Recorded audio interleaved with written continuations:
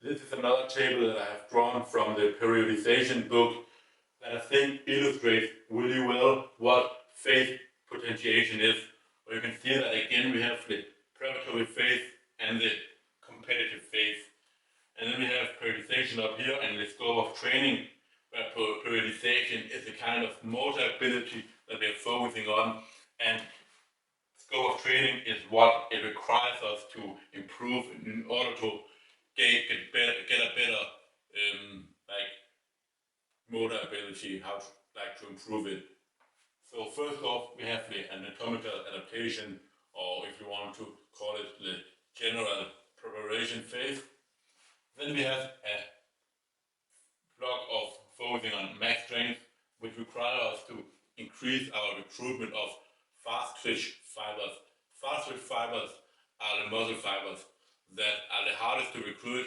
They activate during explosive, fast movements, and when we are producing a lot of force. So by having an increased recruitment of them, we will be able to have more strength, because basically when people get stronger, it's because of two things, which is on one of them is is being able to turn on more fibers within the muscle. After that, in the late preparatory phase and the early competitive phase, the focus changes to power and agility. And here the focus is on increasing the rate of discharge for these fast twitch fibers. So now we're able to activate many of them, but we want to be able to activate them fast for it to translate over to the sport where we might be running for 10, 15, 20 meters. So it doesn't matter like as much like how if we're just strong and are able to reach strong and are able to reach a high, like move a high force, but we want to be able to do so really fast, to be able to get that force within the time that we have during our sport. If you're going to be running for two seconds, it doesn't help if we can only reach our max speed after 3 seconds. So we want to be able to reach that as fast as possible. And obviously also be able to maintain it for as long as possible if that's required. And then for the last part of this, the focus is just on maintaining muscle strength, power, and agility. Now, I want to talk about why strength is the most important biomotor ability. So, first, power equals force times velocity, and power is the rate at which work is done. Force is the energy exerted on an object. So, for example, 120 kilo on a squat bar takes a power of 120 kilo to move like a force in mass, of course. And velocity is the speed at which the object is moving, and it's in meters per second. So, if that 120 kilo moves at 1 meter per second, the velocity is 1. Now, you can see that power is both includes force and velocity. So without force, without having the max strength, the max output in terms of watt that we can produce, we're going to take a hit in our power. We won't be able to reach a high power, which is what we're after in most sports, like you will see, especially American football, baseball. We might not reach our absolute peak velocity, right? Because we don't have that long time. Maybe it's just like 1-2 seconds. We have to really accelerate fast to get a ball in the soccer game, or to get in and throw in a handball. And therefore, it's important that we have the max strength as well to be able to reach a higher power output. By having a max strength, we will also reach a higher velocity actually, because then the body weight to us is gonna feel like less. So we will have have an ability to run faster actually if you begin to train that as well. Because let's say we have one that is training can squat 250 kilos at 75 kilo body weight, and we have one who can only squat 125 kilos, even though, and the 250 kilos guy are focusing more on strength, doesn't focus much on speed, and the 125 kilo guy focuses just on speed. And now they both want to see like how much velocity they can have. And what we'll see is that the guy that can lift 250 kilos, even when he goes down to something like 75, 60 kilos, he's actually moving faster than the speed trained guy, because it feels like such a little weight to him. And while for this, it's only like 30% of his run rate max, but for the speed trained guy, it's like 50, 60%, 60% of his run rate max when he starts to get up to 75 kilos. So he's already going to be losing some speed, and that is why just getting stronger will actually increase your velocity. And I'm trying to like draw that over here, where you can see that the speed trained guy, even though he's speed trained, at any given like when you're more towards the middle here, you're gonna have more power. And you can see the strength trained guy is always more towards the middle in on that curve, because it's inside the green one.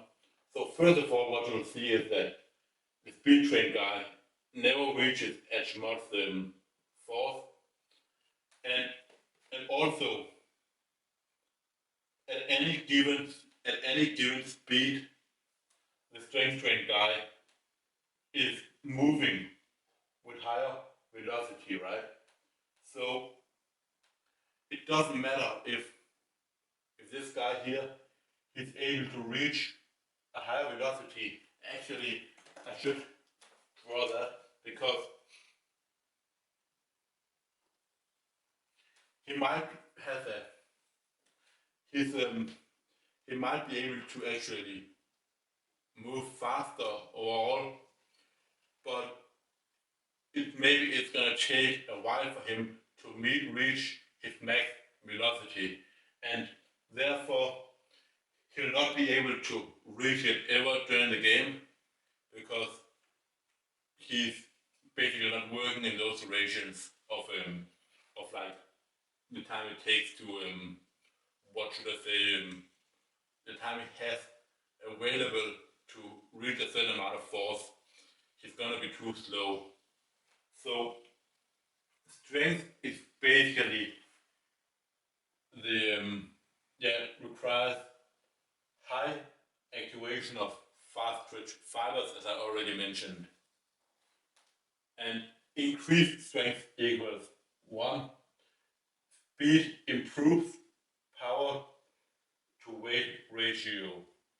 So with increased power to weight ratio. So when your power to weight ratio increases, you also get faster. You literally have higher velocity out on the pitch.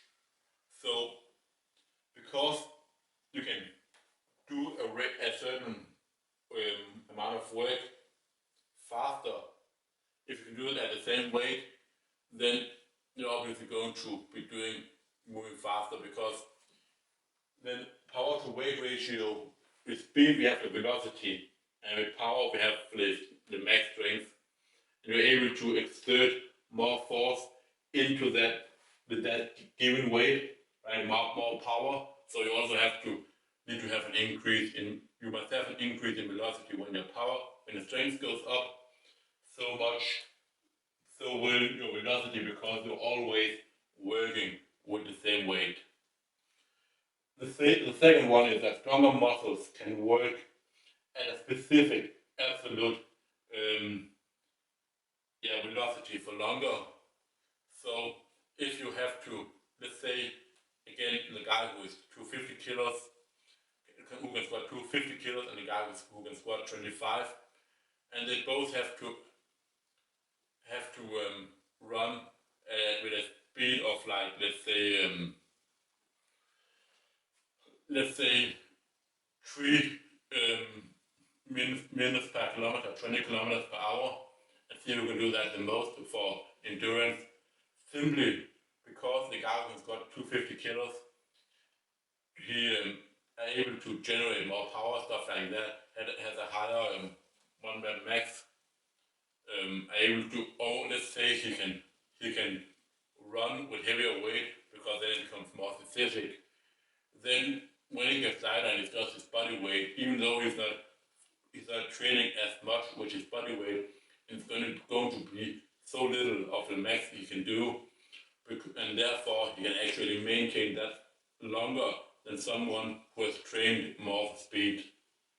So all this gives you a good overview of why strength is the most important biomotor ability, and you should focus on gaining strength before focusing on gaining more velocity and basically being more twitchy. If every one of you watching could quickly do me a favor, that would mean the world to me. For me to be able to continue putting out videos like this and improve the quality and time put into future videos, that requires your help.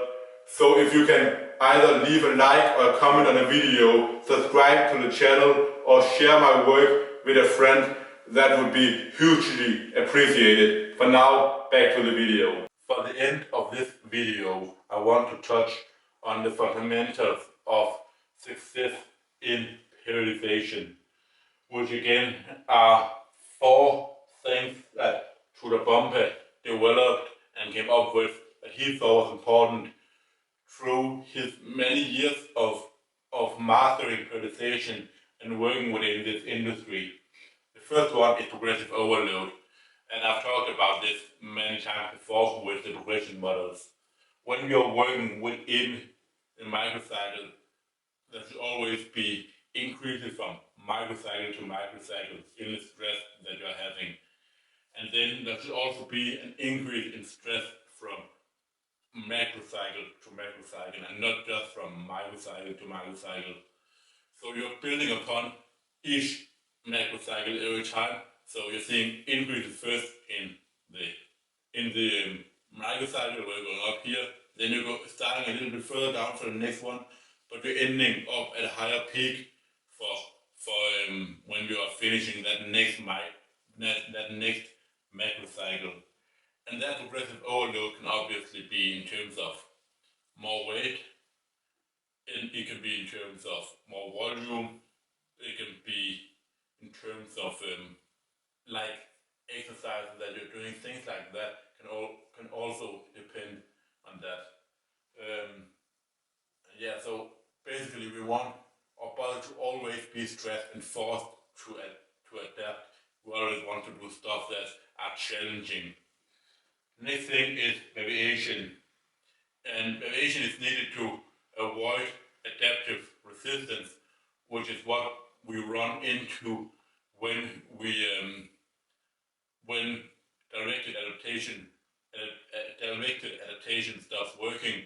And I'm not going to go in depth with these 2 terms now because I have a couple videos back in this series that dives more in depth into these terms. So especially in our young years, when we're kids and stuff like that, we want to have variation and develop all of our biomotor abilities. We just want to be able to do basic stuff and have fun rather than really specializing in a certain sport. So we want to learn stuff like being able to throw, pull, squat, hinge, basic movement patterns, be able to run and jump as well, of course. So really basic things, but that is what we want. And obviously specificity is still extremely important, which I will come to later. Individual differences is a huge one. In sports, we're going to have people in that place, different sports, have different weaknesses, are different heights, play different positions, have different roles, things like that. And those are all going to determine what kind of things we want to focus on. In many sports, there are a lot of different positions.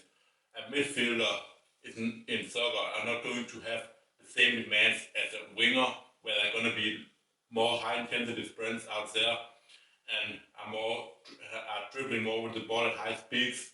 On a tackle, you need to focus more on finishing, obviously, and stuff like that, while a defender might be more physical and focus more on strength.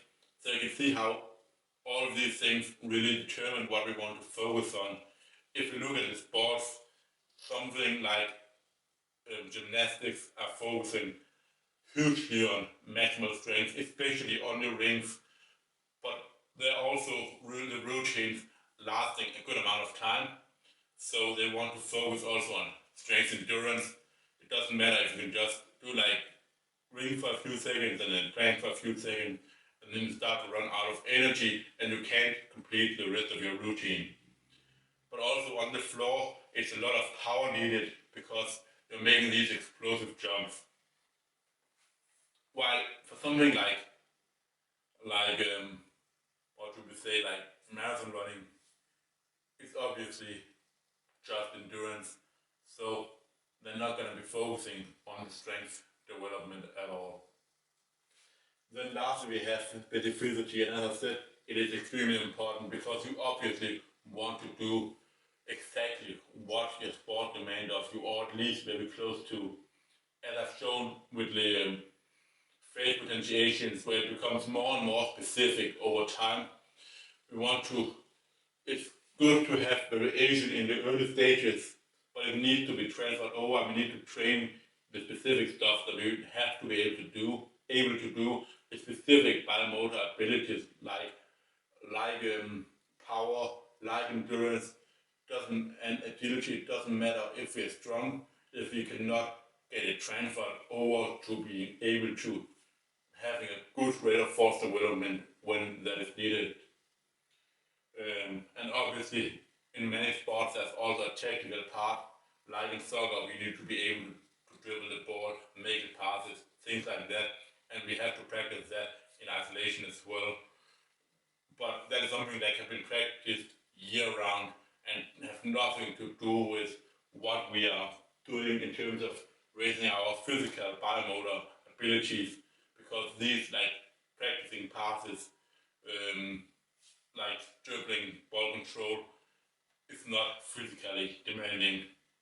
So a really long video, this one, but I hope that you hang along and got something out of it. And if you did, please tell me down in the comments what you think of the video, what you learned from it, share it with a friend and subscribe to the channel. And that is all for this one. I'll see you for the next video. I'm out.